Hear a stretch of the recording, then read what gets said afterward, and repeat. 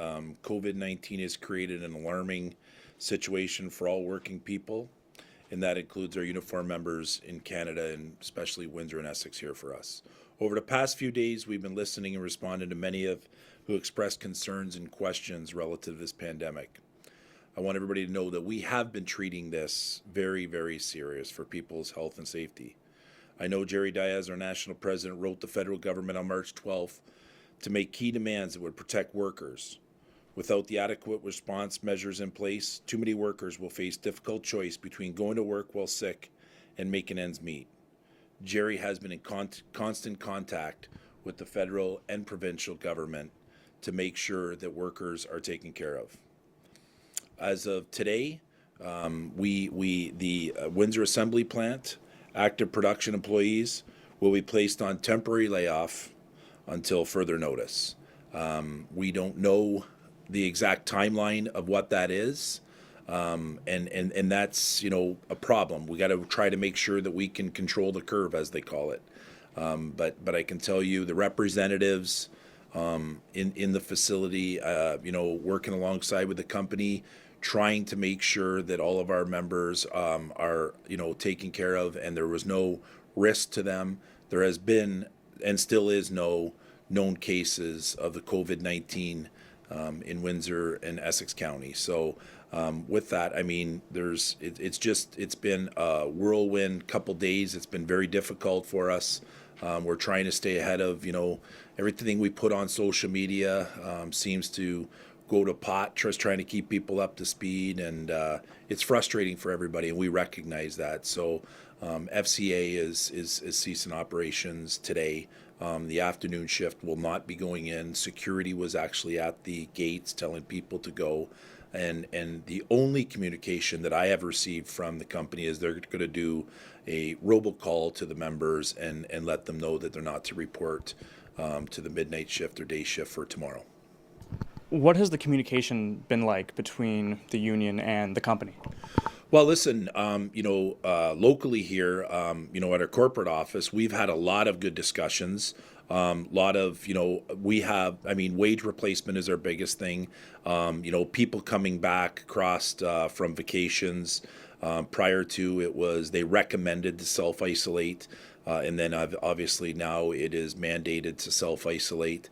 But I can tell you, officially, the company has still not given me their statement. And that's pretty frustrating that they haven't given us their exact statement of what their plans are on going forward. I mean, we've always had a good communication, good lines of communication.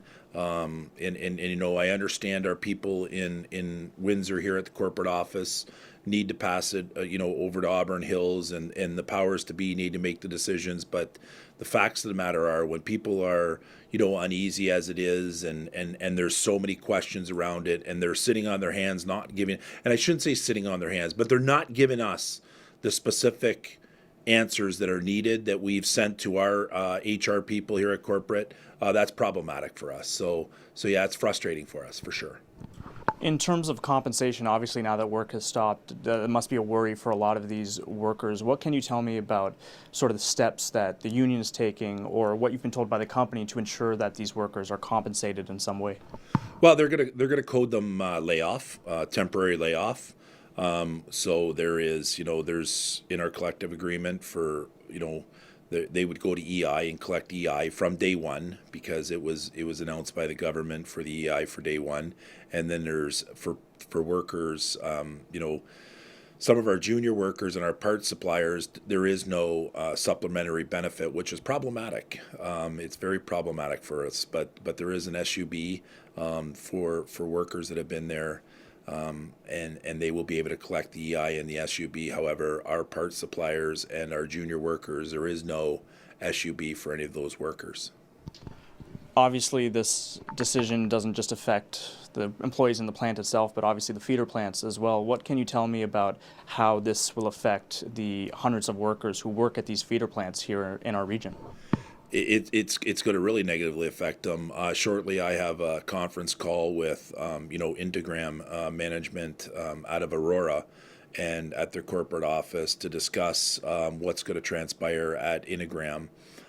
So we are going to have that that dialogue. My vice president, who's responsible for the feeder plants. He's been in constant contact. Mike has been in constant contact with them, and we need to figure out what a resolve is there, because it's going to immediately cease operations at our feeder facilities, because obviously the 5 feeder facilities, feed Windsor Assembly Plant. So right now our FCAT operations at Windsor Assembly Plant, our VCC, the salary bargaining unit people out of Local 1498, and our parts distribution center for Chrysler will still be operating. Our chair of the skilled trades is having dialogue to see what's going to transpire with the skilled trades inside the facility, and there's a lot of work to be done now that they've announced that we're going into this layoff mode. When was the union first made aware? When did the union first receive notice of this layoff? It was pretty late this afternoon. It was, the facts of the matter are, when we were notified, our plant chair went back and talked to the representatives and notified the representatives. But officially from FCA, the statement that's coming out to the media and their position on it, we still have not received that. We have got it just from the plant level, and that's where I said the frustrating part is. So it was late, like it was after lunch. I don't know the exact time that it was. It was 1:30, 2 o'clock that we were notified, and then word started getting out. So we've had a lot of dialogue today throughout the day on different conference calls with our local people, obviously, who pass it across. And this has been going on for a few days now. So that's when we received that notice. Sorry, obviously, you don't want anybody laid off. Nobody wants to get laid off. But, how closely are these workers working in the plant? This is obviously the right decision. There's about 1,500 per line. There's, in the assembly plant, the people are, you can get 3 or 4 people in a vehicle together as they're doing the inside of it. Like I said, the precautions were put in place. People, if they didn't feel comfortable, one of the things that we really started to see was people who were coming back from vacation, and there was nothing at that time for wage replacement, and people were feeling fine, and so that started, to become a big issue, but. We don't know how long that is, and this is where the problem comes in, right? How long is the shutdown? Other car manufacturers have, made some decisions to shut down for 6 days. Some have, shut down for a couple weeks, but we at this point don't know what that is. Okay. Anything else you want to say in terms of your message to workers? No, listen, the biggest concern is that, for everybody to stay safe, obviously. There's so many measures in place. I am no health expert by any means, but, the other message that, we represent the casino members, and it's important for the casino members, for no fault of their own, they were mandated by the government to, they were closing down the casinos in Ontario. And the facts of the matter are they closed the schools as well.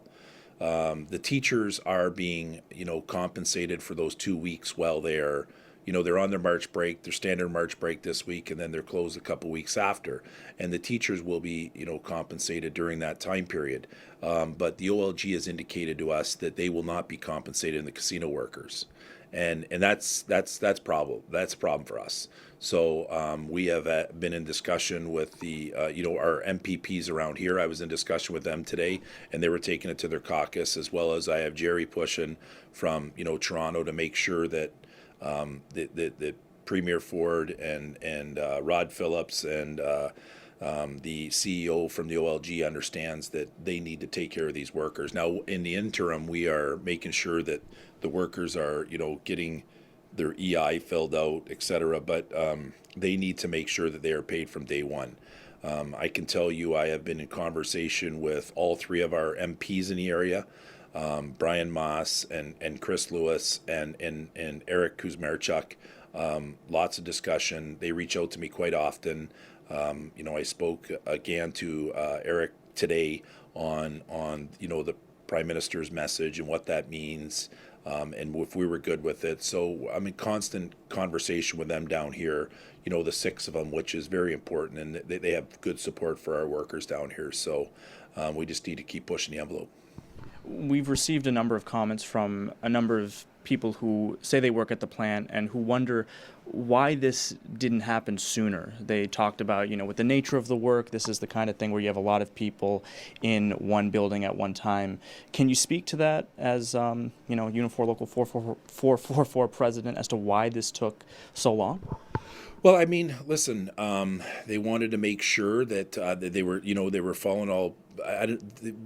I can tell you that for every 10 people that said, you need to get us out of here, et cetera, there was 20 people that was saying, we're taking all the precautions, et cetera. And then, once I think once people started coming back from their March breaks, really started to, and no disrespect, but the media really started hyping it up as to what it was. And then, seeing what the total issue was, then I think it raised a lot of anxieties and understand, I understand that. But I don't think it was for, any neglect whatsoever. Some might argue that, that there was neglect, but we lost a few shifts at the assembly plant last week because of, a potential, and they did the right things. And listen, now the facility's down. They're going to go in there. They're going to do cleaning. They're going to do the precautions that need to be done, and hopefully this isn't out. People aren't out too long, and the curve is obviously gets under control with this epidemic that we're in. Okay. Perfect. Thank you.